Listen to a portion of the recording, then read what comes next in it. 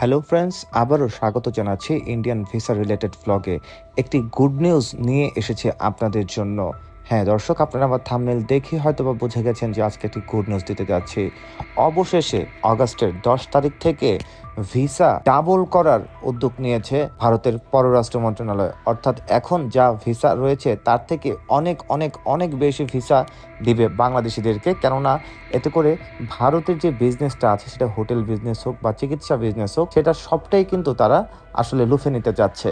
ঘটনা হচ্ছে যে পর্যটন খাতে আবারও সুদিন ফিরে আসবে ভারতে, সেটাই তারা ব্যক্ত করছে।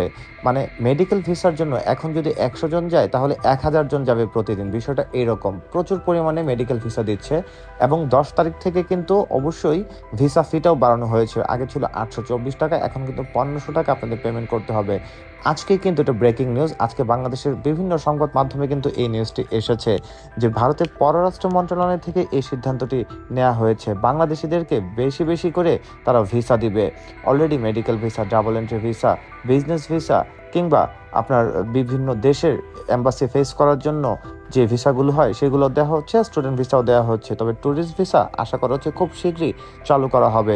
যেহেতু মেডিকেল ভিসা সহজেই পাওয়া যাবে এবং প্রচুর পরিমাণে দিবে, ইচ্ছে করলে কিন্তু সেই সুযোগটাও বাংলাদেশিরা নিতে পারে বলে ধারণা করা হচ্ছে। আবার নতুন কোনো আপডেট পেলে আপনাদেরকে জানিয়ে দিব। এই পর্যন্ত সবাই ভালো থাকেন, সুস্থ থাকেন। টাটা।